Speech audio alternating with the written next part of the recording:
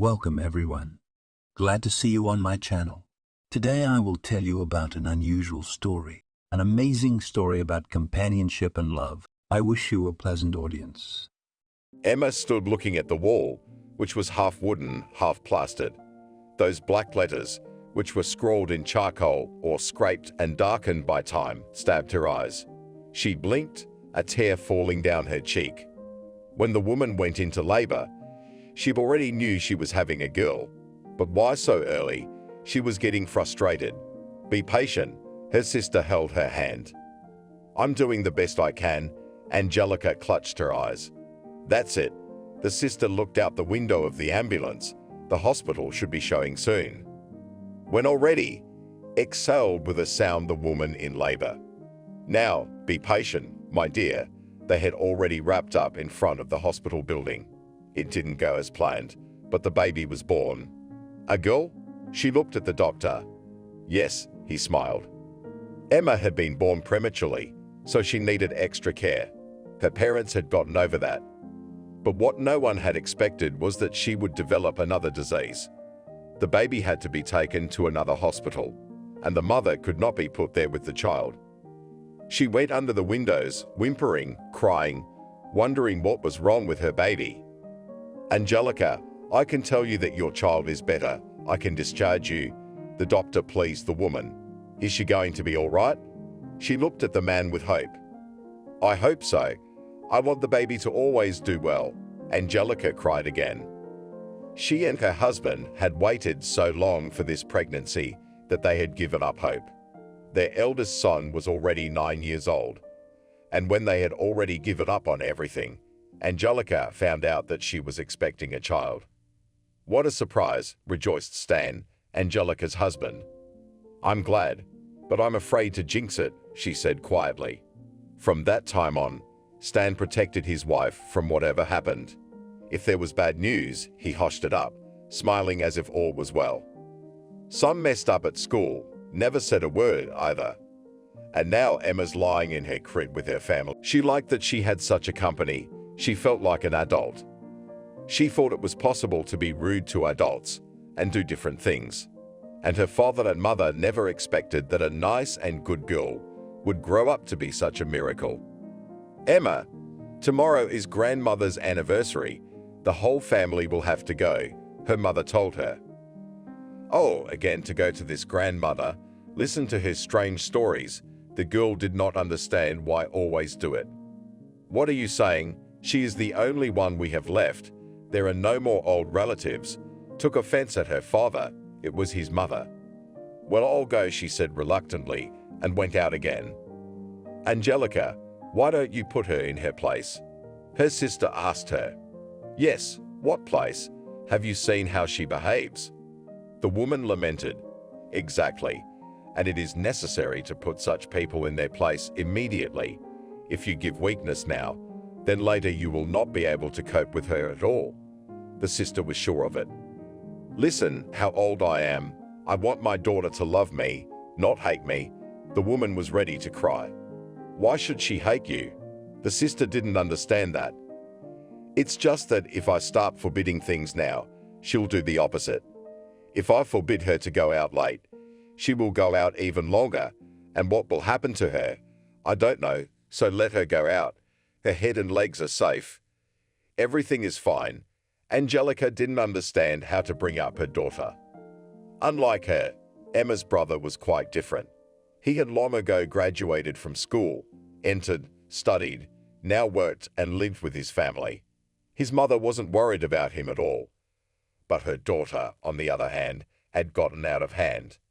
The next day, as agreed, they gathered the whole family and went to her grandmother. She set the table and waited for the guests. When all the congratulations were over and the grandmother brought out the hot food, they started talking. Didn't you try asking about my father again? A woman asked. We tried, but it's no use. There's no accurate information, Emma's father told her. Oh, that's a shame. Grandmother lowered her head. And this was repeated every time the children gathered at her house. How Mummy loved him, Sarah said. Come on, tell me. We can see you want to tell the story again. Angelica knew her mother-in-law loved to talk about her father, even though she didn't know much about him. "Emma, do you remember the story?" Her grandmother turned to her. "It began," sighed the girl. "We were just little kids then, my brother 9, my other brother 7, my older sister 5, and me 3. She'd always started with it. Yes, we remember you lived in a big house with your family. And then what happened?" asked her son. "He loved this place. It was the most interesting. The war started. We had to go to the front, but my father, because he had many children and was the only breadwinner, was not drafted. He volunteered himself. He said he couldn't just sit at home when the motherland was in danger," Sarah said. "So he went," her son continued for her. "Yes, he left. And then we'd get letters, and Mom would unfold this triangle, gather us, all the children around her, and read. Daddy wrote a lot. He loved Mommy so much that he kept repeating it. I was 3 years old, but I remember how fondly she read what was written in that triangle." Sarah looked around the table. She covered her face with her hands, exhaled, and continued. "There was nothing left until the end of the war. It was the winter of 45. My father hadn't written for a long time. And then Mother saw the letter carrier. She ran out onto the porch. But it turned out to be a funeral. Not even a funeral, but the news that my father was missing. My grandmother brushed away an invisible tear. After that she smiled. Everyone sat and was silent. What are you all quiet? Let's get on with it, she said, and the party continued. Emma sat there with a disgruntled face.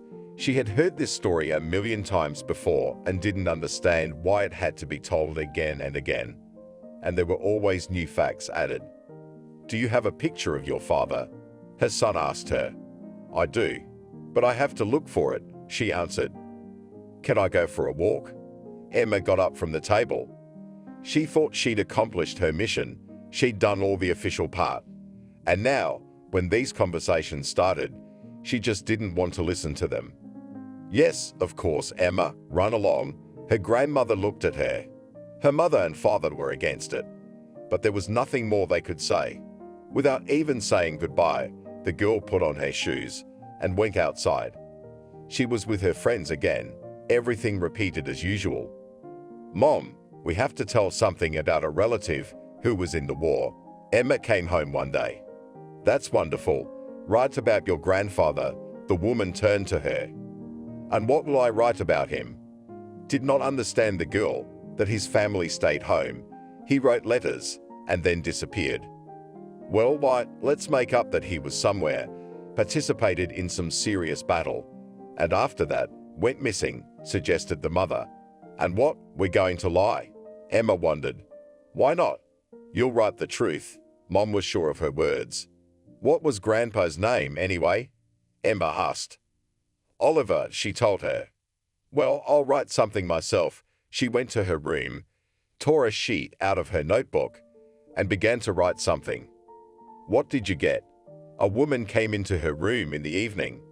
"Look," the girl wrote so much, it was amazing. The mother couldn't believe her eyes that her daughter could really make up so much. "I didn't make it up, but a friend told me about it, so I tied it to our grandfather." Emma told the truth. The mother sighed. She had read the whole story to the end. The connection with her grandfather was only in the name, surname, and patronymic, nothing else in common. Emma was still friends with her company, and she behaved very badly. One evening, she asked her mother to go to a disco, but it was already 2 o'clock in the morning and her daughter was still out. "Where do you think she is?" Angelica looked at her husband. "How do I know where your daughter is?" He was nervous too. That's why he was rude. The man went to bed and Angelica sat waiting for Emma. Various images began to appear in her head, that she had been caught by some maniac or rapist and all the rest.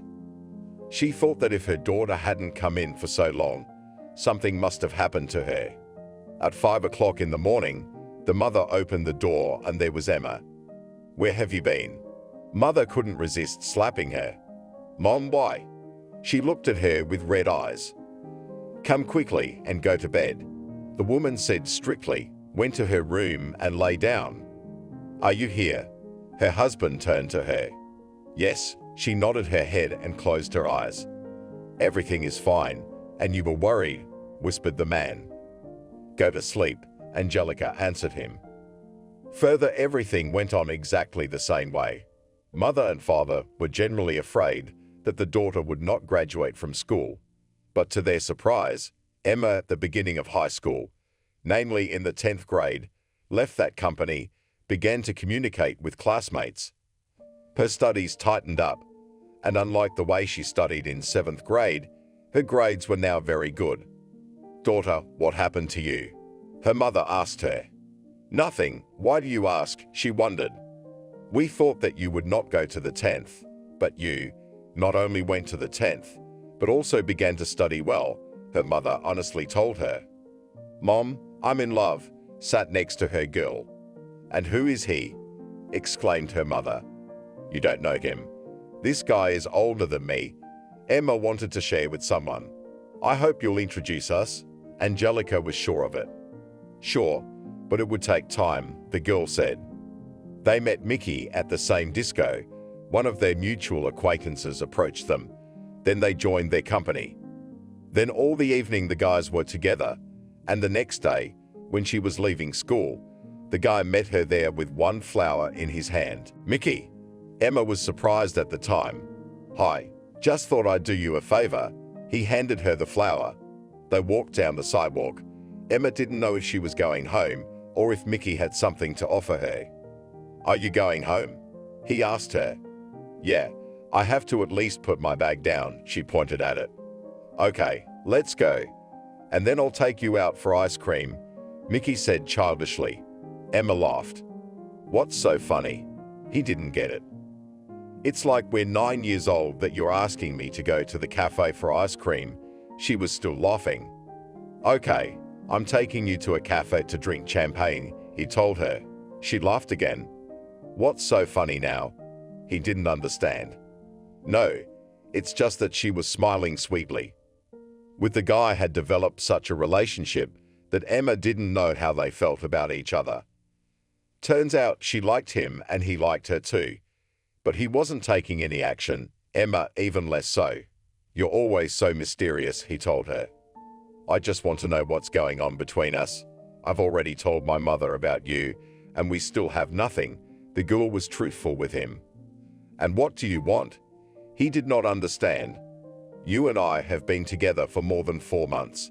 We go out every day. You pick me up, give me gifts, flowers, but we do not hug, do not kiss. I do not know how to understand our relationship. Are we just very good friends, or are we boyfriend and girlfriend?" She asked him. "Okay, if you need an official statement, then I'm telling you that you and I are boyfriend and girlfriend." Mickey was sure of it. "Okay, why aren't you hugging and kissing me then?" She asked him the next question. "I'm afraid," he admitted. "Of what?" She didn't understand. "You're just a little girl. How can I do anything to you?" He was very honest. So that's the problem, the girl realized now. All through 10th grade and summer vacation, they continued to be friends.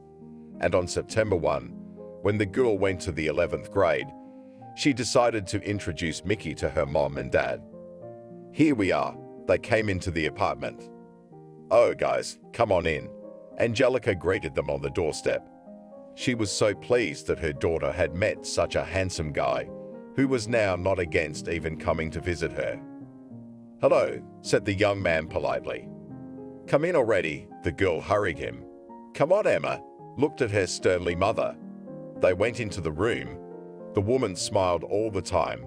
She wanted to get to know her daughter's suitor better. There was cake and cups for tea on the table. Everyone made themselves comfortable. Mickey was silent at first. He was shy. "There's no need to be embarrassed. Everyone is here." The woman touched his arm and spoke. "It's okay." He looked up at her. "Tell me about it." The father was ready to listen to the boy. "Why are you picking on him? We're fine." Emma moved closer to her boyfriend. "We're not bothering you. I just wanted to know if you're going to enroll now, and what are Mickey's plans." "It's okay. We've already talked about it. The young man started talking at once. And what was decided? The mother was also interested. Emma will not go anywhere. She will enroll here. There is an option that if she leaves, I will follow her, at least for a while, the boy said firmly. Parents rejoiced. They realized that the daughter found a responsible and serious groom. Now they were not worried about Emmy's future. They realized that she would do well. Mickey, you need to meet our grandmother, Angelica told him. Oh, not again, Emma whispered in his ear. Why would you do that? He turned to her. Yes, Sarah likes to tell the same story every time. But we're used to it. But Emma reacts that way every time, her mother said. Okay, thanks for everything. We have to go. Emma got up from the table. Come again, her mother shook Mickey's hand. The young people left the apartment. What are we going to do? They stopped in the yard. Let's have a serious talk about school. Now I've made up my mind for your parents. But, you know, I have a job. I can't go after you. While he was saying all this, he was nervous. Mickey, I've already applied to another city, Emma said sadly. She thought that everything her boyfriend said was true. Okay, I'll try to do something, he went. Emma ran after him. Wait, it seemed to her that Mickey was starting to feel differently about her. Come on, he put his arm around her. The young people went to another city after all. The guy had transferred and now worked there. Together with Emma, they rented an apartment.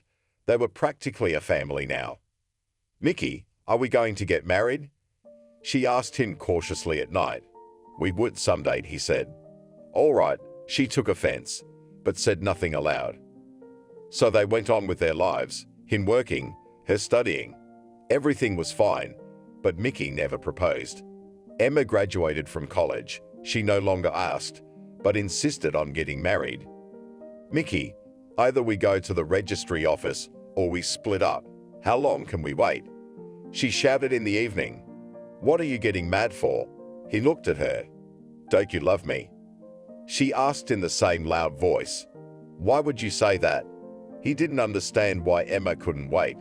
Why then? Now the girl was crying. Now you'll get a job. We'll get on our feet. We'll buy an apartment, and then we'll talk about the wedding. Mickey calmly explained.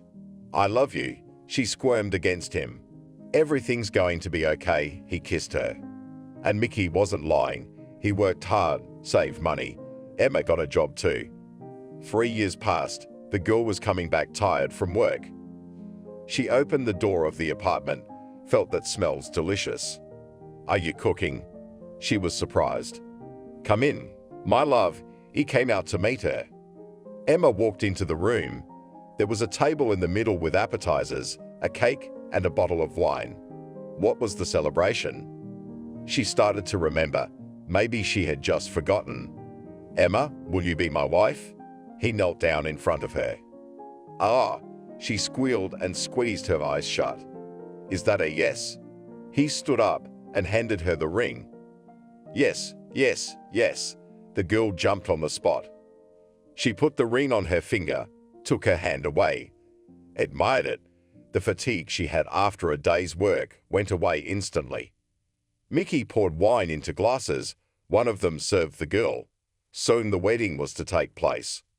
Let's not waste money, she whispered to him at night. Why, don't you want a party? He was surprised. He knew that all girls dream about it. No, let's buy a house, she was silent. What house? It was the first time he'd heard of it. I dream of having a house somewhere outside the city, in the countryside, so that you can go there, with friends to communicate, to rest your body and soul, Emma said. Why didn't she say anything? Mickey wondered. I don't know, she was happy. At the weekend, they went to Emma's parents and they met them. When they heard about the wedding, they congratulated them. We decided to just sign, so we'll call when we can come, the girl told her mother. You won't regret it later. The mother wasn't sure of her decision. No, we want to spend the money on something else, Emma said cryptically and looked at her future husband. Okay, suit yourself. The woman looked at her daughter and smiled. She was so happy for her. A few weeks later, Mickey and Emma became husband and wife. They rented an apartment, and with the money they had saved, they started looking for a suitable house. "We should go to the experts," Emma said.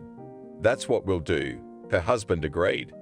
They called, found a realtor, and then started waiting for offers. After that, when the calls came in, they would choose whether or not to go to the village. "No, it's too far." Mickey listened to the specialist. And this one was crowded. Emma didn't like it. The search continued. Emma was at work. The girls' colleagues proposed to organize a corporate party on Friday to celebrate the birthday of one of them. Of course, it had been a long time since they'd gotten together. Everyone agreed, and even the boss was okay with it. "Mickey, I'll be late tonight," Emma told her husband at the end of the week. "Have a good time," he kissed her. Emma put on her shoes, opened the doors, and sprinted out of the apartment. At work, everyone was excited for the evening. At the end of the workday, the girls started setting up the tables. "Emma, what's wrong?" Casey looked at her. "I'm fine, a little dizzy." She stood and held onto the table. "Have some water and sit down." She walked over to her and handed her a glass. "Thank you," she was shaking. After a sip of water, she felt better for a moment, and then her eyes went black and Emma fell to the floor. There was a rush of people, some calling medics, others lifting the girl up. She hadn't eaten anything all day. "Maybe that's why," Casey said. "The doctors will come and tell us everything." The assumptions were inappropriate here. Emma woke up before the ambulance arrived.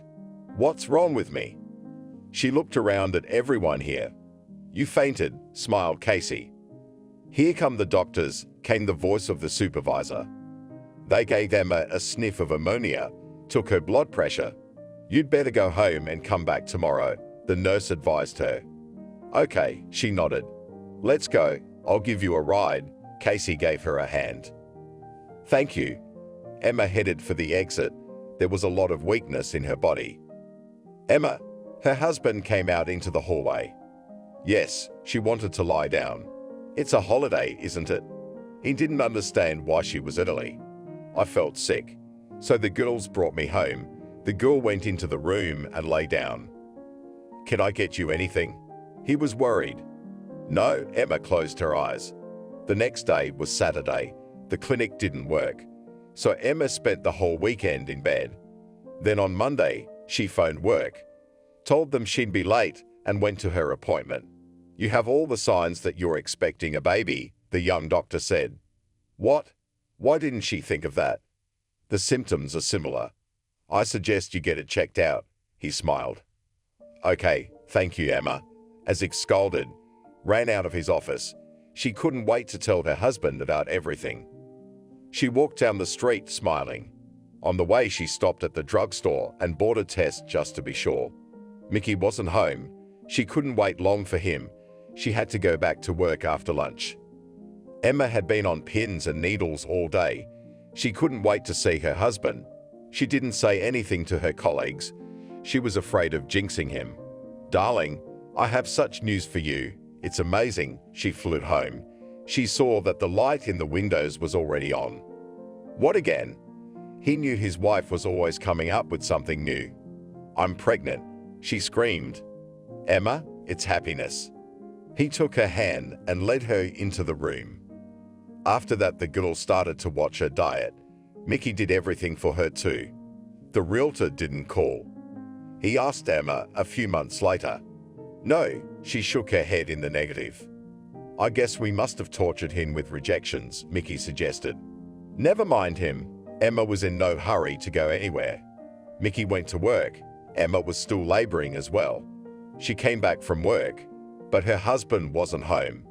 The girl waited for him, but it was so late that Emma couldn't stand it and fell asleep. She woke up from the knocking of the door, looked at the clock. The time was 3 in the morning. "Where have you been?" She went out into the hallway. "Why are you up?" He didn't expect to be greeted. I asked a question. Emma waited for an answer.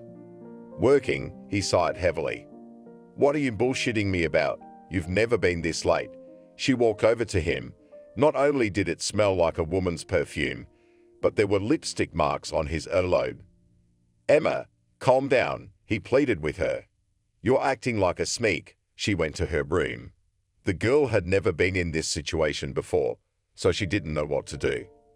She wanted to scream, but she couldn't do it, afraid that the neighbors would hear. "I'm sorry," he came into the room. The devil got in the way. Mickey wanted to hug her, but Emma turned sharply. "Go away," she shouted after all. "What are you doing?" He looked at her. "Nothing," I said. She bent in half, inwardly, as if something had sliced her in half. "What's wrong with you?" Her husband jumped up immediately. "Stand back," the girl said in pain. He grabbed her in his arms, and just like that, in a road, dragged her to the car. "Let go," she lashed out, making it hurt even more. Mickey put his wife in the car and drove to the hospital. There, just as he had done at home, he took her in his arms and carried her into the building. She started to feel violently ill, he told the doctor. Emma was placed on a gurney, unable to lie down, squirming. "It's probably a miscarriage," said the doctor, who was walking beside her. He performed an examination, and his words were confirmed. After that, Emma was sedated. She slept for a few hours. After she woke up, she was told everything. Why? She cried. It was all Mickey's fault. It was all his fault. Emma was happy. One of her dreams had come true. Now, every day after work, she took the train to her house. She had planned a renovation, but she didn't want to hire workers. She prepared everything herself. That's what she did all the time. "You're so happy lately," Casey came up to her. "Some changes in your personal life." "I bought a house." She was glowing with happiness. "Wow, when's the housewarming party?" My co-worker was happy for her friend. "Soon," Emma promised. Waiting, Casey went to her seat. In the evening, as usual, Emma wanted to go to the village. Her mother called. "Do you remember that we're going to Grandma's this weekend?" she asked her. "Oh, I completely forgot." The girl slapped her forehead. "We're waiting for you. Don't be late." The woman spoke in a gentle voice. Okay, Emma decided she would definitely come. She hung up the phone and smiled. She remembered her grandmother, how she bored everyone with her story. Now she understood her parents too, who used to cringe when Emma rolled her eyes at the old man's tales. The weekend came and Emma was ready to go. She bought her tickets at the train station, boarded the train, and a few hours later, she was in her hometown. "Hello everyone." She entered her grandmother's apartment. Her mother came out to meet her. Parents behaved cautiously. They knew about everything that was going on with the daughter, so they tried not to push her in any way to think about her husband and children. "Grandma, happy birthday." She walked into the room and handed her a beautiful box. Emma, as usual, can't go without exclusivity. Wrinkles spread across Grandma's face. Everyone sat down at the table. First, as usual, toasts, congratulations, and after Grandma looked at everyone, her eyes became sad. "Well, Grandma, come on, start." It was already a tradition. "We lived as a big family." The grandmother dragged out her story. Emma sat at the table. She had heard this story. A reply came to her, informing her that there was very little information. "You need the exact date of birth, where and when he went to serve, when exactly he went missing." At the end, there was a phone number of a specialist who could help answer all the questions. Emma wrote it down. She was going to contact him later. She got home. She definitely needed to go to the village today, but she couldn't make it again. There was a knock on the door. "Hello." Her heart thumped in her chest more often. There was Mickey standing on the doorstep. "Emma, I'm sorry. I can't live without you," he began at once. "Come in." She let him into the apartment. They went into the kitchen. There his wife poured tea, sat down opposite. "Give me your answer," he waited. "I forgave you long ago, but for now we cannot be together," she told him. "But why?" He didn't understand. "Be patient a little longer," she asked him. "Okay." He stood up. I love you and I will never betray you again. Emma walked Mickey out. As she closed the doors behind him, there was a pinch in her chest. She didn't want to just take it all back like that. He had to understand that. The time was still not late. The girl decided to make a call. Emma, she heard a man's voice. Hello, my name is Emma. I sent you a request about my great-grandfather who disappeared without a vest. She began to speak quickly, afraid that she might not be listened to. Yes, I wrote you a reply today. The other end of the line confirmed. I would like to talk about it. She calmed down. She realized that she was ready to listen and help. Okay, my name is Alexander. You can ask me any questions you want. He was located to her. Emma was ready to talk to him all evening because Alexander knew the answers to many questions. First of all, she told him her grandmother's story that she had heard many times in her life. Of course, it's all interesting, and if you find the picture, we can do something, he told her. I've already told my parents to forward me everything my grandmother has, she muttered. When we find him, I can help you get your great-grandfather's name on a memorial at the Eternal Flame, he suggested. I think it would please my grandmother. The girl smiled into the phone. Let's call tomorrow. I'll tell you what to do and how to do it before saying goodbye, he said. Emma went to bed. She couldn't calm her body that was horny. She imagined how they would do what Alexander suggested, and then she would tell her grandmother about it. But fatigue made itself felt, and after a while, Emma fell asleep. In the morning, as usual, she had to go to the service. She was in a hurry, wanting to dial Alexander's number as soon as possible. When she did, he said that he had found out everything. For my part, I will petition your administration to authorize the installation of another stove. He went straight to the point. Well, thank you for your attitude, but what do I have to do? It was important to her. Even if Grandma's father can't be found, a slab with the family name on it would already be an accomplishment. Write the story you told me. Attach all the available documents. Perhaps it will be enough. He really wanted to help. Emma sat at her workplace. She was glowing from within. Why so happy? Casey asked her. Sometimes it's such a joy to do things for others, she admitted. The girl finally realized that there was a reason her grandmother kept telling this story. She sat until the end of the workday and then went to the village where she hadn't been for a long time. She didn't do much there today because there wasn't enough time. The house was big, the yard was the same, and there were outbuildings too. Emma wanted to clean everything. Sometimes something would come to hand, and she would look at it. It took a long time. At the weekend, she decided to do it. Mickey, hello, she called him. Hello, he fell silent, waiting to see what else his wife would say. He was afraid she would start talking about divorce. Why are you tense? She laughed. Waiting for you to say. He was silent again. Remember we wanted to buy a house? She waited for a reaction. Of course, did she really think he had lost his memory? Well, I did it, and if you don't mind, you can come back and help me with the repairs. She struggled with the last words. I love you. He couldn't believe his ears. He arrived, not even an hour later. They took everything they needed and drove to the village. What a place, he looked around, just like she did the first time. We won't disturb anyone, and neither will we, she stood at the gate. How many inhabitants are there?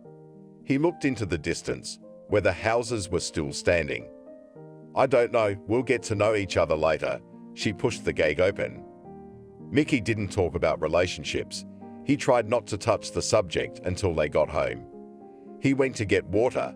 Emma had asked him to. He needed to warm her up. At this moment, the girl herself went outside. Suddenly, she heard men's voices. And then where to? She listened. Come on, look for it, and they will sort it out.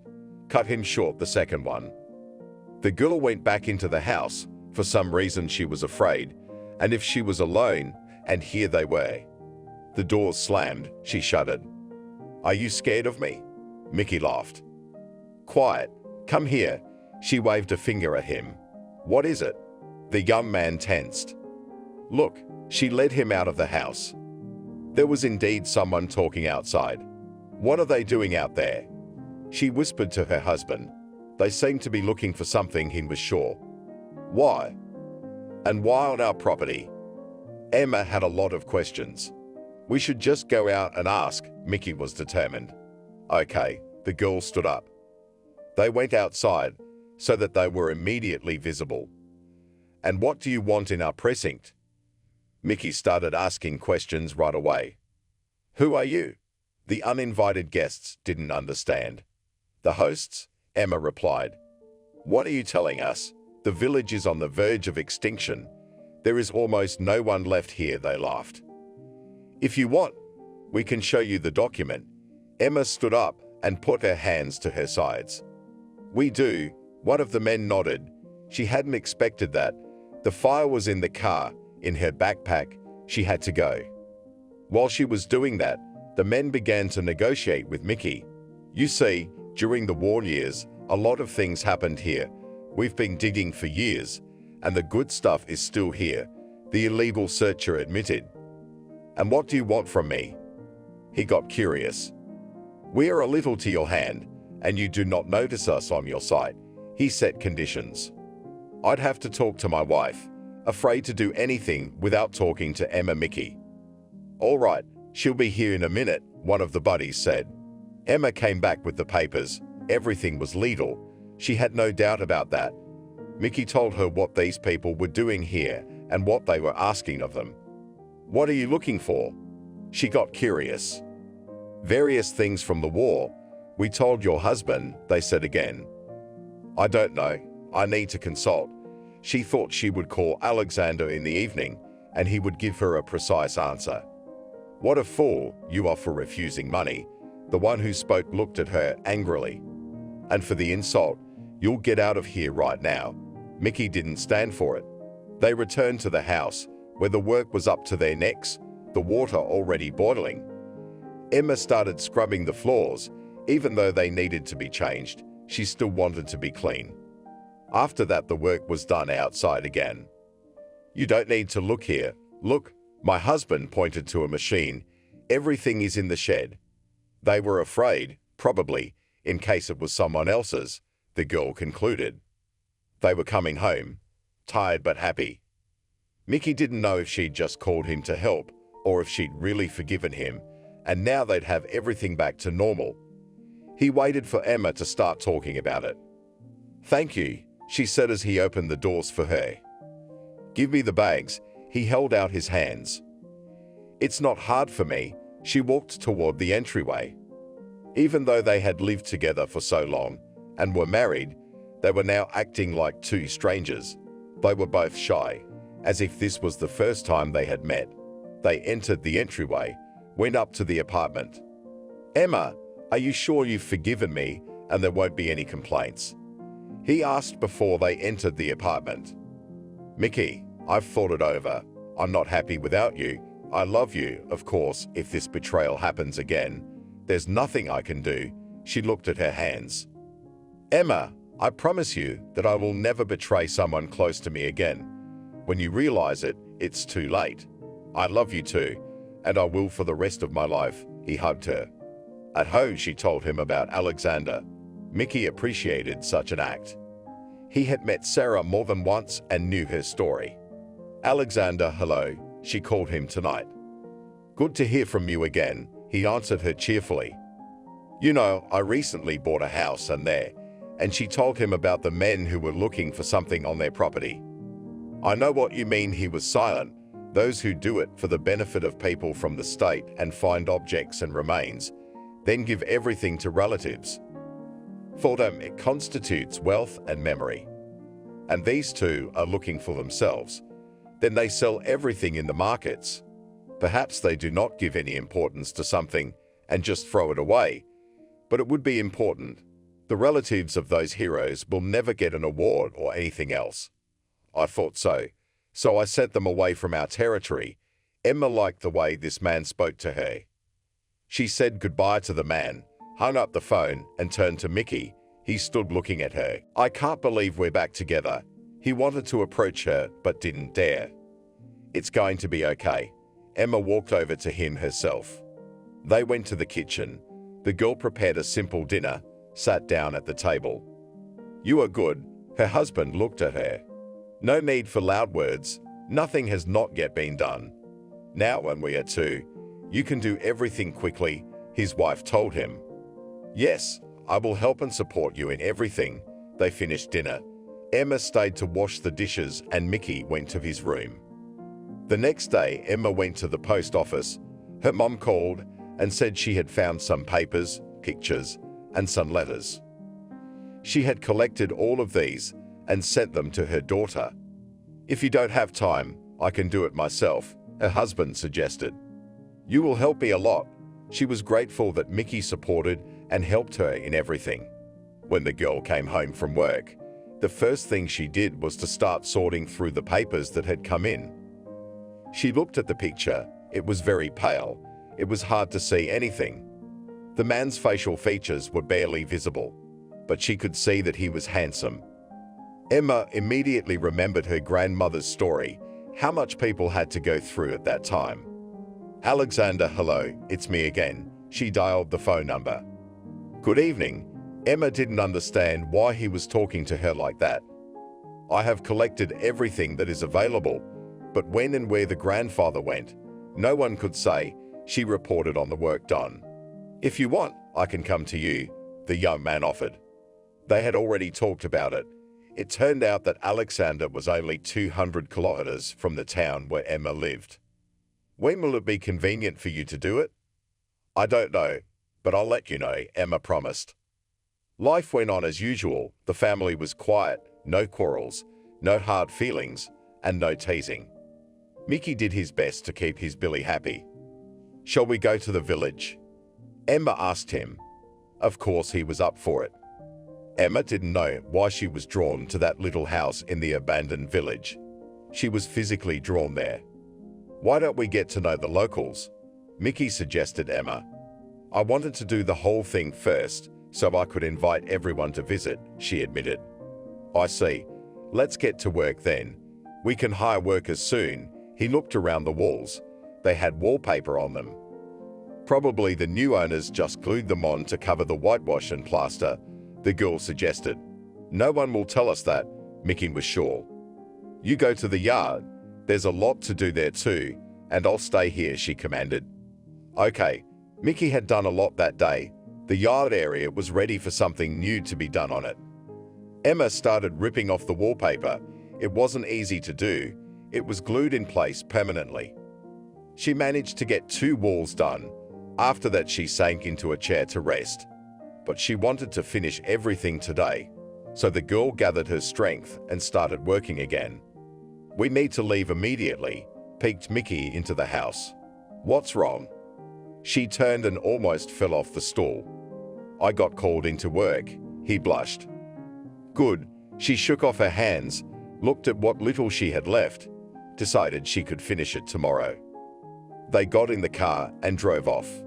Afterward, Mickey left his wife at home and drove to work. Hi. Emma called her mom. Hello, was the sad woman.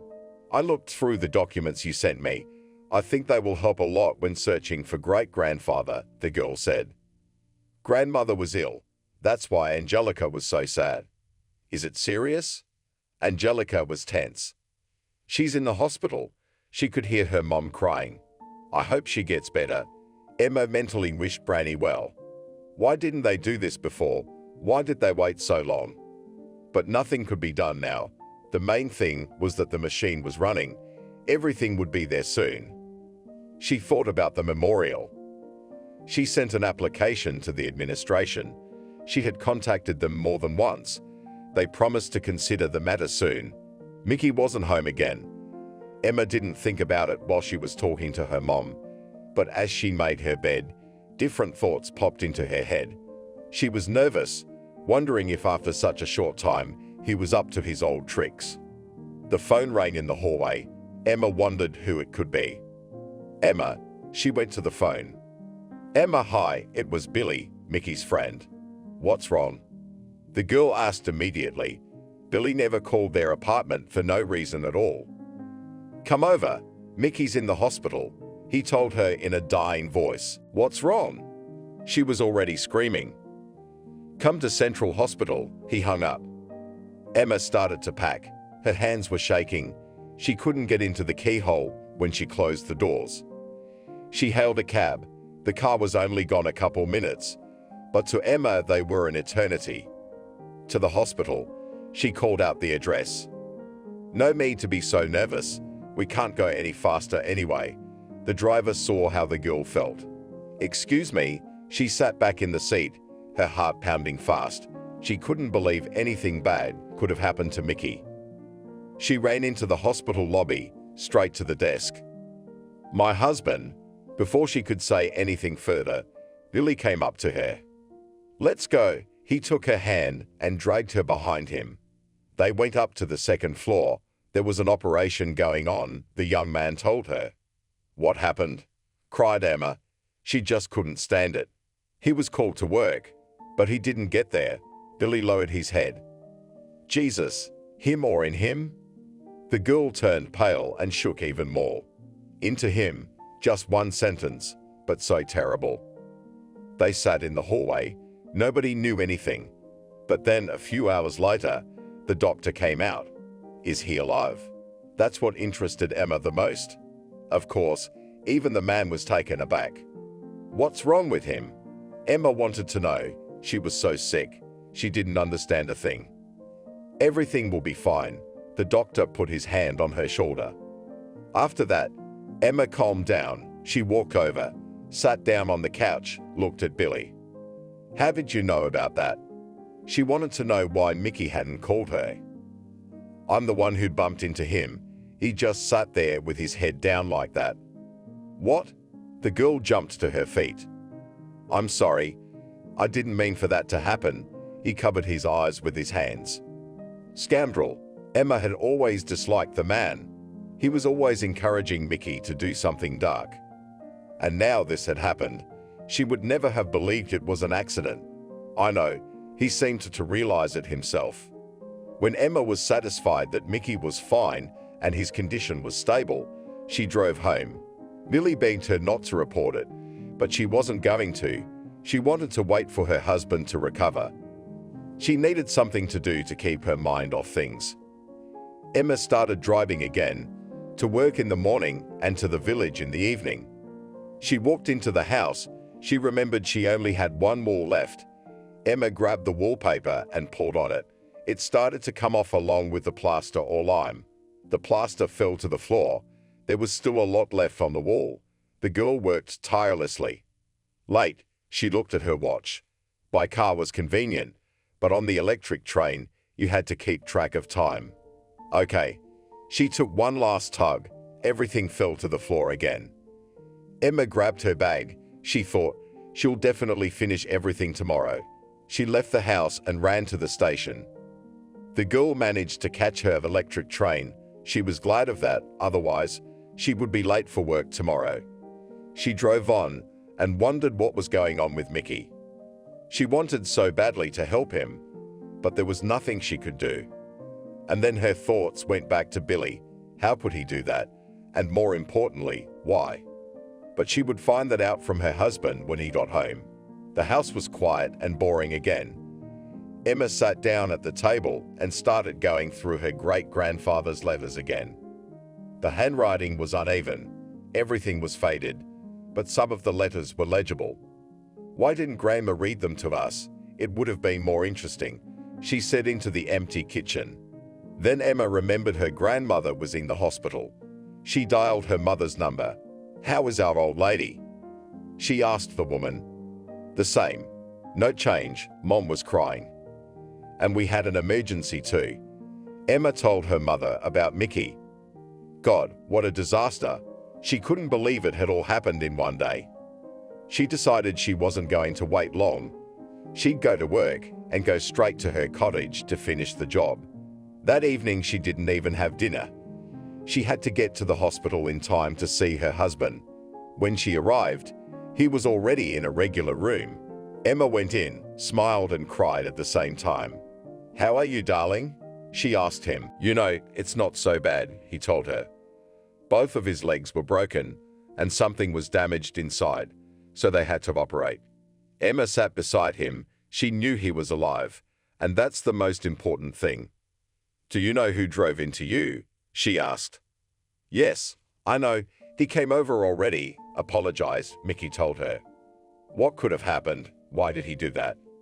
She still didn't understand. "While you and I were apart, I made Jenka my deputy in my firm.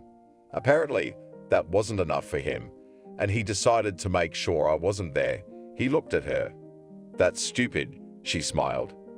"You realize it's stupid, but he probably didn't. And when he did, it was too late, especially since I was a survivor. He comes begging me to drop the application, staring at Mickey's ceiling." "And what did you do?" She was looking at him. "Well, he'll restore my car, but otherwise, let him go," he told her. Emma hugged her husband, kissed him, and said goodbye. Then she went home. Tonight, she couldn't sleep. She had some nightmares. In the morning, she woke up not sleeping at all. She didn't understand anything at work.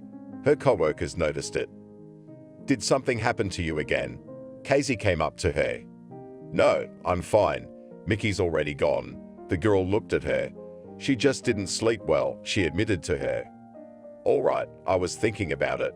Her friend pulled away from her. Emma knew she had to go to the village today. She wanted to do it quickly, but something kept stopping her. She got home, changed her clothes, and left the house again. She had to catch the train. "That's it. One more push, and she could hire workers," she said to herself. Emma already regretted that she hadn't done it right away. It would probably be ready by now. She brought the bags to collect all the trash in them and set to work. When she got to the wall, she did the last one yesterday. She bent down to pick it up and noticed something written on the wall. What was it? She got up and looked closely. There was an inscription, something strange. The letters were jagged. "We've been standing here for 13 days, 16 of us. We haven't retreated," Emma spelled it out. And at the bottom were scratched initials and surnames. Everything was so indistinct. But the girl was already interested. She came closer and began to read the letters. Something was badly erased. She didn't continue. She straightened up and froze. Emma stood staring at that wall of inscriptions without blinking. Tears flowed from her eyes. The meaning of the phrase came to her first, and then, like a bolt of lightning. "Oliver," she screamed, "it can't be." She started thrashing around the house. She didn't know what she was looking for or what to do. Her hands were shaking. Was she really in the very place where her great-grandfather had been in the last moment of his life? The excitement and accumulated troubles took their toll. The girl sat down on the floor and cried. She touched the wall with her hand and wondered if she had imagined it. She stood up and looked again. No, it was all true. Her hands were shaking so bad, she couldn't even hold the phone. When Emma rode in the train, she had already calmed down a little. What if it wasn't her great-grandfather at all? "Alexander, hello." Now she didn't care what time it was or whether she disturbed him or not. What happened? He heard that the girl was very excited. "I found the inscription," she shouted into the phone. "What inscription? What do you mean?" He didn't understand. "In the house in my house, remember? I told you. Where they were looking for wartime objects," she gabbled. What was the inscription? He still couldn't make anything out of Emma's rambling conversation. "You wanted to come," she was crying. "Yes, I'll be at your place this weekend," he promised. "I'm waiting for you. If you can make it sooner, then come," she asked. Her hands were shaking. Her head was not thinking straight. Emma went to the kitchen, took out some pills, and drank a sedative. After a few minutes, she just wanted to sleep. Emma didn't resist her body. She went and lay down. She needed to calm down. Lots to do today. She got up in the morning. Emma arrived at work, immediately called Casey over to talk to her. "Why are you so disheveled?" she asked. "You won't believe it. Remember I told you about the house I bought?" Emma asked her friend. "Yeah, what happened?" Casey could see how excited Emma was. I found an inscription that was left during the war years. The girl was acting like she was out of it. So, Casey didn't understand all those words. Okay. Emma stepped away from her. She wanted to talk to someone about it, but she couldn't because no one but Mickey knew about it. Mickey, she stopped in the middle of the hallway. Hi, excuse me, can I take a few days of vacation time? She ran into the supervisor's office. What's your emergency? He got curious. For family reasons, it was half true. Of course, he put a piece of paper and a pen in front of the girl. She wrote a statement, immediately took a bag, and went to the hospital. She went straight to her husband's room. Hello, darling. She went over and kissed him. You look like you've been through a lot, he grinned. Not funny. She sat down beside him. Tell me about it. He saw that Emma was with the news. Mickey in our house there, Emma cried. What's there? He wanted to get up, but pain shot through his whole body. He couldn't do it. The inscription, she looked around at the people who were in the room with her husband. They looked at her like she was crazy. What was the inscription, he wondered. Okay, later, she decided not to say in front of everyone. Emma went home. She needed to get herself in order, not only her body, but also her nerves. She took another sedative and lay down, then remembered to call her mother. Mommy, I'll probably soon find out where our grandmother's father died, she spoke loudly. Did you get any answers? Mother guessed. No, but I didn't know how to tell the woman. She did not say anything, hung up the phone, went to the bedroom and lay down. After that she got up again, took out the documents of great-grandfather, but there was no connection between them. The next day Alexander called, said that he would come in the evening. I'm waiting for you, answered the already calm Emma. She couldn't believe what was happening in her life. She thought it couldn't all be a coincidence. For some reason, she didn't want to buy an apartment, and they had been looking for a house for a long time. And it was in this village, this very house, that Emma's thoughts were interrupted by the doorbell. She snapped out of her seat, opened it. An unfamiliar man stood on the threshold. Alexander, he smiled. Emma, she let him into the apartment. He was just a simple guy, tall, skinny, nothing special. Show him. They sat in the kitchen. She poured him some tea. Here, the girl put some papers in front of him. Yes, this is very good. I can tell you that there is a good chance of finding your relative. He sat looking at the photo. A few hours later, Emma and Alexander were in the village. She immediately took him to that wall. The young man photographed everything. After that, he sent all the data to his office. And now what? Emma wondered. The guys will come, we'll look at everything here, and in the meantime we'll look at the documents about the battles in this village, he said. It would be interesting, she cried. Come on.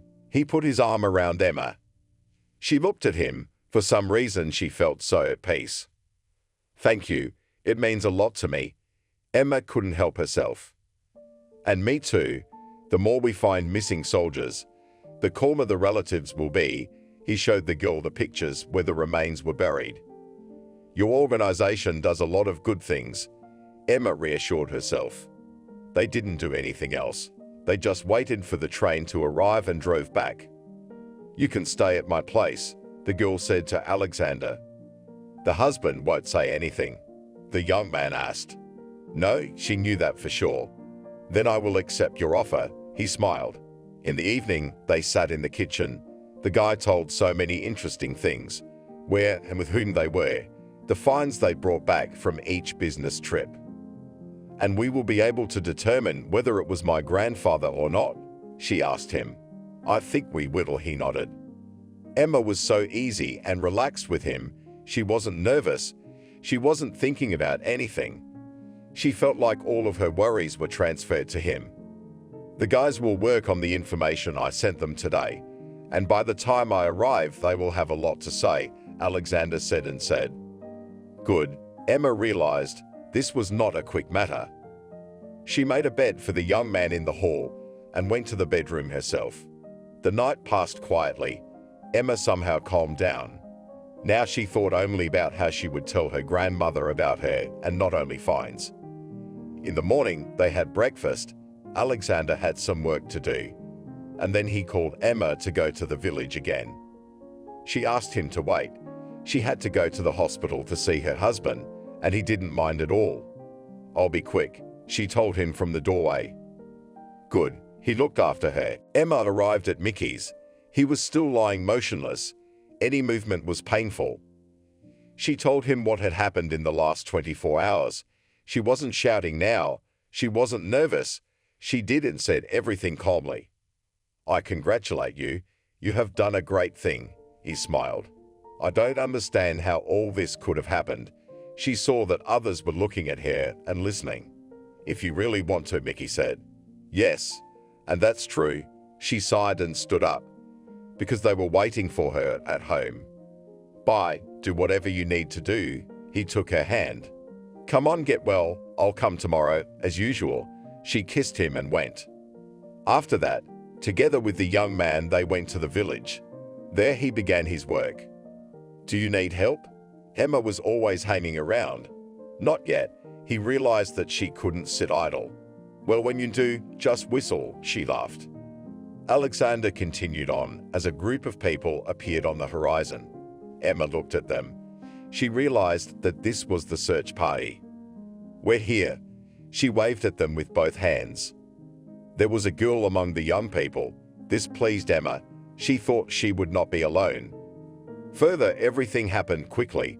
The guys set up camp right here. They had everything they needed for that. Small fences, bags, shovels, trowels, scoops, some maps. Emma was interested in everything. Even the village was getting a bit cheerful. "So we start here," Alexander said, pointing to the wall of the house. They began to pierce the ground with bayonets, searching for anything. If they found a thing, or even better, a bone, then the painstaking work began.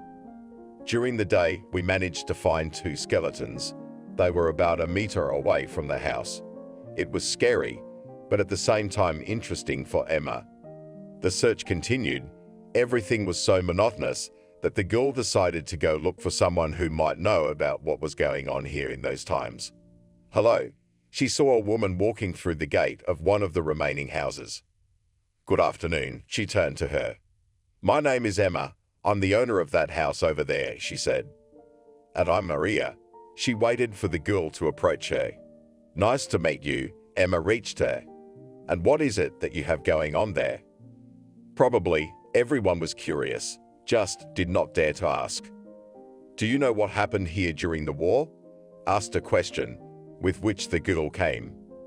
"My father told me, and you go over there.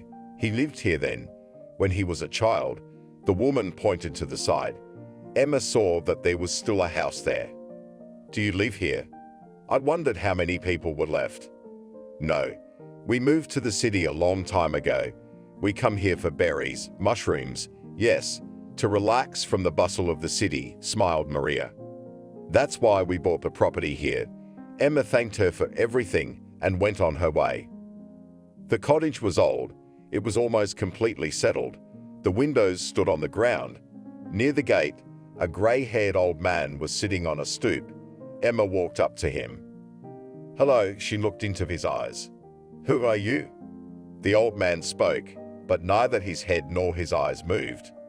"Say," here she thought she didn't recognize his name.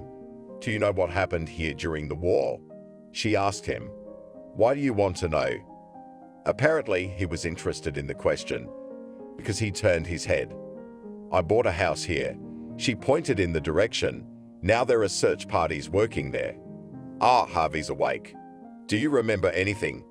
It was obvious that the grandfather was worried for a reason. Of course he did. His voice trembled. "Will you tell me?" She was pulling the words out of him like a pincer. "Come on." He got up and walked into the fence. Emma followed him. As they bent down to enter the hut, a foul odor hit her nose. Emma looked around. There were pictures hanging on all the walls. "I've lived in this village all my life, born here, and I'll die here. At that time, we thought that the Germans would never reach us, they would pass us by. The village was big. He made a circle with his hand. Where did the soldiers come from? Emma sat down on the edge of the stool that stood there. They were relocating. They came in, probably to ask for something. It was obvious that Harvey didn't know that for sure. How old were you? The girl was counting in her mind. 8, he glared at her. A toddler, she stood up again, went to see who was in the pictures. You have 8-year-olds now, but we were working as adults back then. Harvey turned away. Well, why did you invite me here? She didn't mind going outside. Here, he handed her a photograph that was as faded as hers. Who's that? She looked at it. Mother and father, they were helping them then, Harvey said tearfully. Let's go. Emma took a step toward the exit. They were back on the street before the girl had learned anything much. What else can you tell me? She looked at the man. They came into the village and started killing anyone who resisted them. They settled in houses, wherever they could.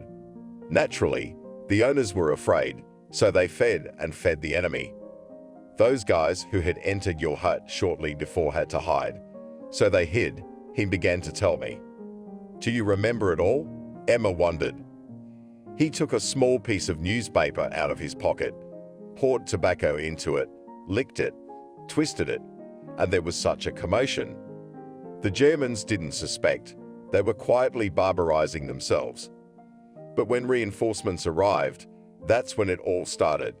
I don't know how, but they found out about the soldiers, and the nightmare began. Where are you going? Grandpa got up and walked. He didn't look back. Emma caught up with him. Harvey was silent.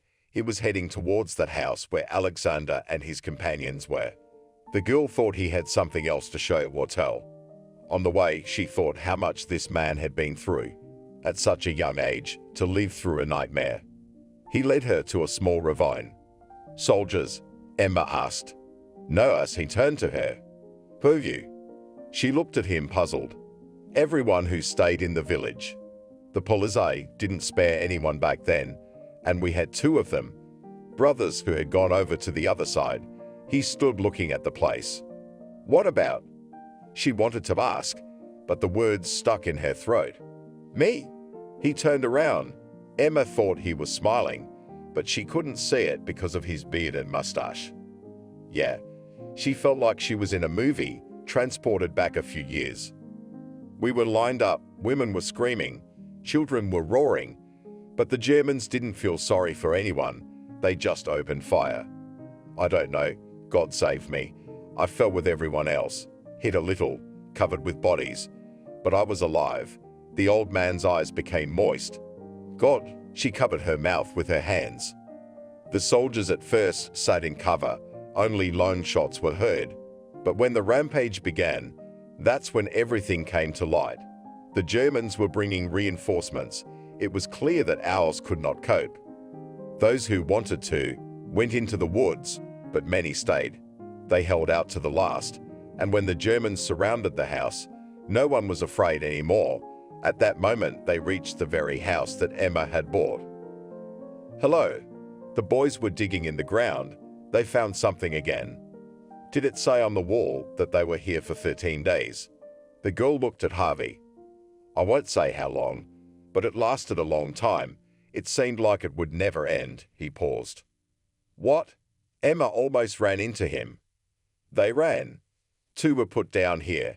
He pointed to the spot where the remains. You're welcome for now. He said goodbye and hung up. All the remains were examined.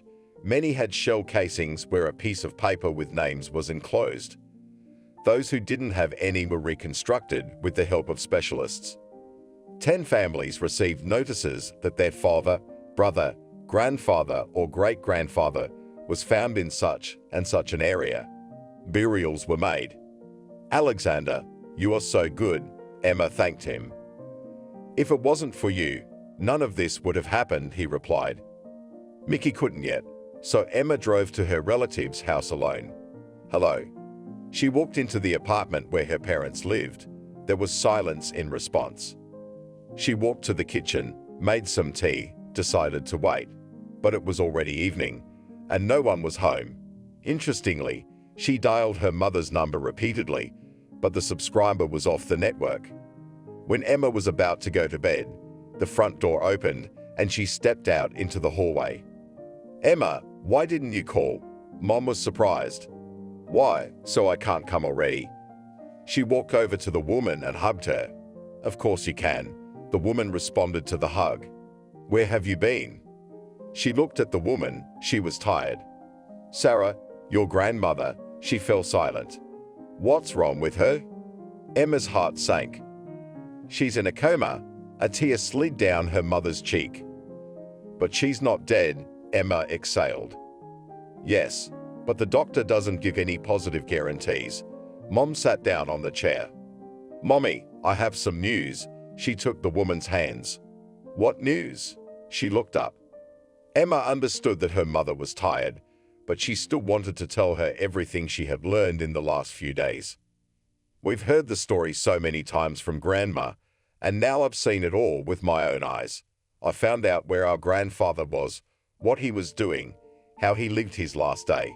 Not everything Grandma said was true, and how could she know? She was a child." Emma was excited. She couldn't believe what she was saying when she said it. "Wow, you've got a story going on there." The mother sat and looked at her daughter. "Yes, I didn't expect it myself. I had to go to bed. Tomorrow was a big day." "Good night," the women hummed again. Emma couldn't sleep. Now that she had told her mom about everything, she had a chill. She knew that tomorrow they were due to announce that another name would appear on the memorial. It wasn't until a day ago that she herself found out about it. Alexander had reported it. Then she was once again convinced they were doing their job perfectly. "Daughter, wake up." Angelica entered her room. Yes, now she was shattered because she hadn't slept in a long time. They were getting ready. Everyone was depressed because basically everything was being done for Grandma and she couldn't right now. How could it be? Emma lamented. She had waited all her life for this moment, and now that it was happening, she couldn't be here. Life, a complicated thing. Her mother approached her. A lot of people had gathered for the event, all curious about what was going on here. Solemnly announced who was being felt here, and after that the cloth with which the slab was covered was removed. "Well, now our relative will be here," touched the woman letters. "Yes, and this is all thanks to the guys who do everything for people without sparing their strength." Emma was proud that she personally knows such. It was quiet at Grandma's hospital. Emma sat there and told her what had happened and how it had happened. "She can hear you." A nurse quietly came up behind her. "Yes, I hope so," the girl spoke softly. It was time to go home. Mickey had been discharged. He needed her help. "Hello," she walked into him. "Hello." He felt bad that he had missed everything. "Let's go." Emma helped him up. They were home. Nothing much was going on. "Alexander told me to come to the village." She looked at her husband. "If you have to go," was fine with Mickey. Emma looked at him. She realized she had nothing for this man. Maybe she needed him to apologize or something. That's why she took him back. The girl was on her way to her house. Yes, that's what she thought. Not her and Mickey's, but her own. "Good afternoon." Alexander was already waiting for her there. She walked up to him, smiling. "Why are we all here again?" Emma asked. "It's a surprise." He walked over to her and took her under his arm. They went to the place where the soldiers had been shot. There was some kind of daze. What was it? Emma understood that they had decided to immortalize the place, but she could not imagine what was under the cloth. Alexander waited until everyone who was in the village at that moment approached. Then he made a speech. It said that nowadays young people do not remember the heroes of that war. It is necessary to remind and support what these soldiers did. They fought for the motherland without sparing their lives. After these words, he pulled down the cloth with a sharp movement. What was there shocked everyone, especially Emma. "Alexander, how did you do that?" She looked back at her house. "I'm sorry I didn't ask, but I don't think you would have said no," he said quietly. The memorial consisted of the very same inscription Emma had found on the wall of the cabin. It had just been cut down, restored, covered with some kind of product. "It's so beautiful," Maria said. Emma looked at Harvey, he was crying. She thanked everyone, then went to her room with Alexander. That was it, he looked at her. It seemed like two strangers, she said to herself and him, but you've become so close to me. They hugged, and after that Emma stayed in the cabin a little longer, seeing what was there now, and went to the station. Emma went to the door of the apartment where she and Mickey lived. She opened it with her key. Suddenly, a woman's laughter came from the room. Emma tensed. Who could it be? She walked quietly down the hallway, peeked into the room. Mickey was sitting on the couch with an unfamiliar woman beside him. "Hello," she entered the room. "Emma?" He straightened up sharply. "What, you didn't expect?" She stood looking at the couple. "You'll be here tonight, won't you?" His eyes were running. People don't change. Emma went to the room. She pulled out her suitcase and started packing. Some rummaging and whispering could be heard in the hallway. Emma was so disgusted by it all. I guess it was true what people say, that whatever is done is for the best. It was a good thing that the accident had happened then, and he hadn't been there. She heard the clatter of crutches on the floor, turned around. Mickey was standing in the doorway. "I'm leaving. I don't think you'll mind if the cabin stays for me." She didn't even want to look at him. "I'm sorry. I know what I did was wrong." He was having a hard time standing. "So you're not the one for my life." There was no yelling, nothing like that. Emma wanted to wash herself, but there was nowhere to do it yet. She felt like she had been doused in slop. Emma was on her way to her village where there was a cabin. There was no sadness at all. She had come to the place where everything was known. This was where her great-grandfather had spent his days, could be considered his family nest. Maria stood at the gate. "Hello." The girl was surprised by her visit. "Oh, I'm coming to you. I'm standing here, listening, whether you are there or not." The woman began to gibber. "And what did you want?" Emma was pleased that she was known and respected here. "Let's go." She took her hand and led the way. Emma followed obediently behind the woman. She couldn't figure out what the woman wanted from her. When they entered her house, the girl saw that everything was cozy and beautiful. "What are you going to do there? Sit down, drink tea. Now I will heat the bath." Maria began to bother. Emma liked this proposal. She would love to go to the bath. "And how did you know that I'm coming?" Became curious to the girl. "Tom, a neighbor boy, saw you at the station," she smiled. "Well, yes, it's a village," laughed the girl. "Well, come on, tell me why you have things with you. The house is not ready yet." Sat down opposite the woman. Emma did not go into details, just told her superficially what had happened. "Don't worry, girl. Everything will be fine," the woman told her. "And I am not worried. In my life has happened such a miracle, which others cannot even imagine."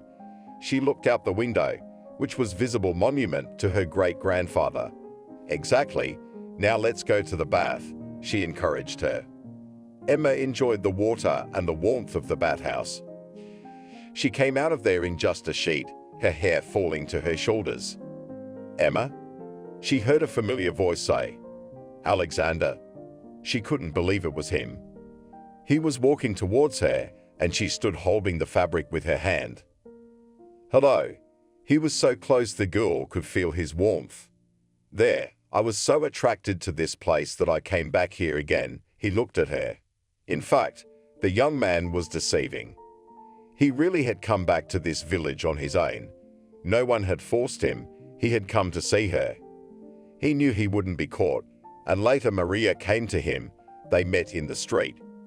She told him Emma was at her house, so he came. "Okay, come in." She didn't know what Maria would say, but she didn't care much right now. They went to the kitchen. Emma was uncomfortable in one sheet. She left for a few minutes in the room. She came back in jeans and a t-shirt. It was good here. Alexander had already poured tea. After that, Maria came in. She smiled mysteriously, but did not say anything. "Shall we go for a walk?" Alexander called out to Emma. He wanted to go back to her house. Good, she liked Alexander. Once they were inside, and realizing how much work there was to be done here, the young man came close to her. "I lied to you. I came to see you." He was close again. She could feel him. "And I'm very happy about it," she told him in the same tone of voice. "What about your husband?" Emma felt him tense up. No more husband, and it was true. "Emma," he took her hand, "I liked you." "And I like you." She'd never admitted that openly to anyone. "Will you come with me?" he asked her. "No, I have to finish up here." She looked around the house. "Then let me help you here," he begged. Okay, she didn't mind. Emma needed to go to town. She had to do something about the job. Alexander offered to help her. "What are you going to do?" he asked her on the way. "I'll probably quit, because I'm not going to be able to travel so much. I have money for the first time, and then I'll think of something." She had already thought about it.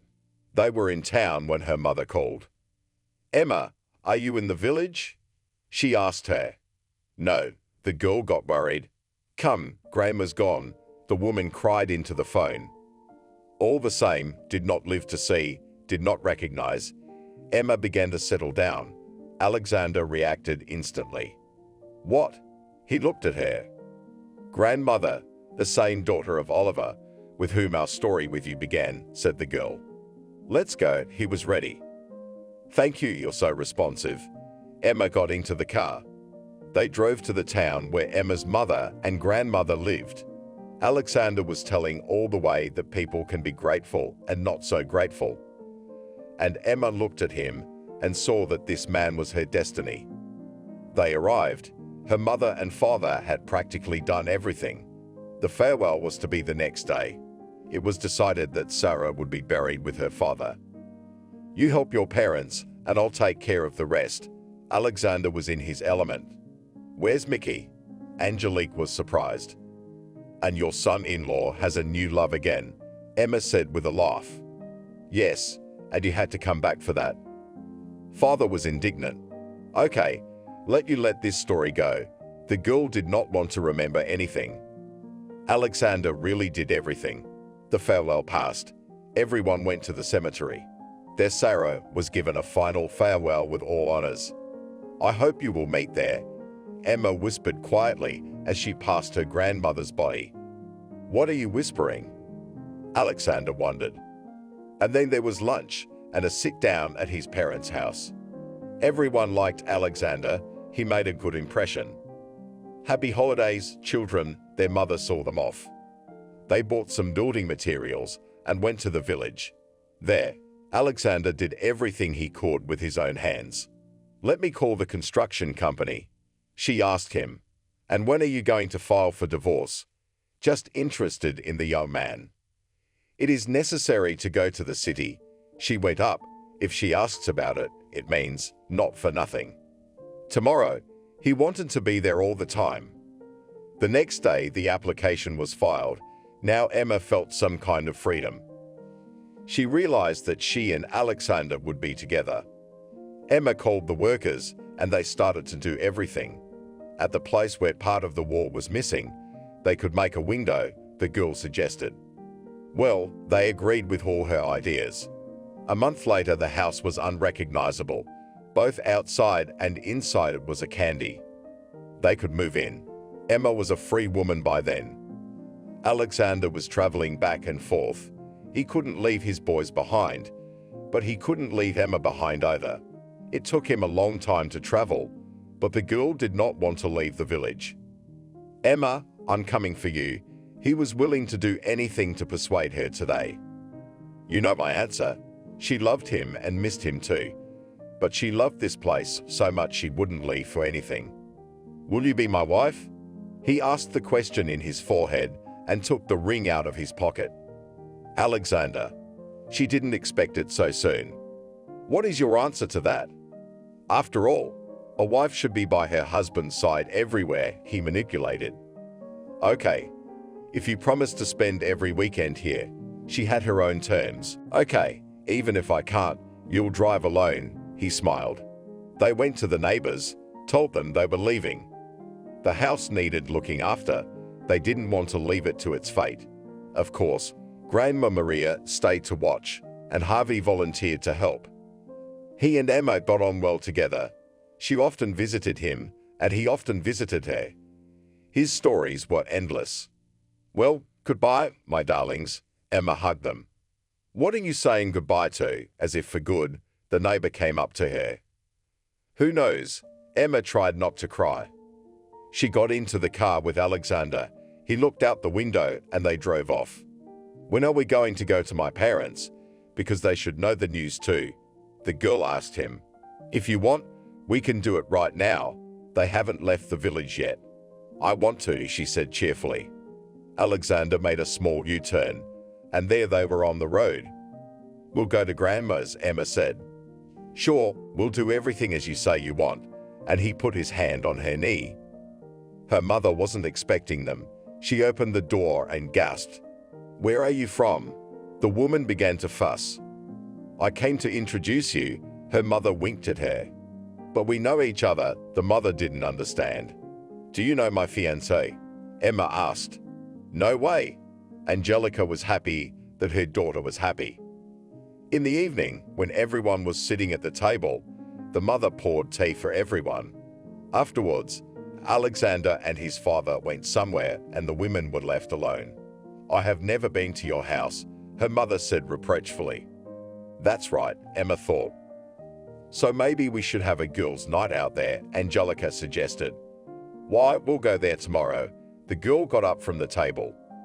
She was so excited that her mom had thought of this, and she hadn't even realized it. Casey, Emma called to her. Oh, it's been a long time, she said instead of greeting. Pack up, we'll pick you up tomorrow, her friend told her. What's wrong? Where are you going? My friend didn't understand. We're having a hen party, Emma shouted. This had never happened to her before. They started making a grocery list to make a menu. And then Alexander came back. He saw Emma glowing. What are you doing? The young man came over and kissed her. We need to go to the village. She did not ask, in asserted. Then the girl's mother explained everything to the guy. He understood. Good, and I'll work for a while. He was ready to do anything for her. The next day, in the deserted village, which was considered dying, a real fun unfolded. Maria, Angelica, Casey, and a couple of other village girls were there. Well, Emma, good luck to you. They raised their glasses. And she knew she'd be happy without it. Alexander, I'm ashamed to ask you, but we need to get everyone home. She looked at him, and I have another thing to do there. Good, he didn't even have to ask. Yesterday, when she met Maria, Emma felt sick. The neighbor smiled, said she was pregnant. How come? Do you have X-ray vision? Laughed Emma. Now she wanted to be sure. They stopped by the pharmacy, bought a test. It was pregnancy. In town, Emma asked him to take her to the cemetery. When they arrived, he got out of the car and opened the doors. They quickly found Grandma's grave. Emma squatted near the monument. Now I realize why you spent your whole life telling your story. You knew we would meet, Emma began to say. Do you think it was fate, not chance? Alexander touched her shoulder. Yes, she turned to him and nodded. She also looked at him with her eyes.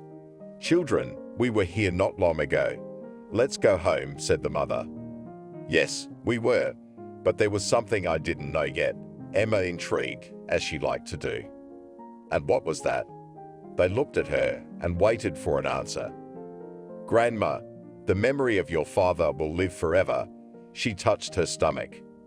Emma, Alexander approached her.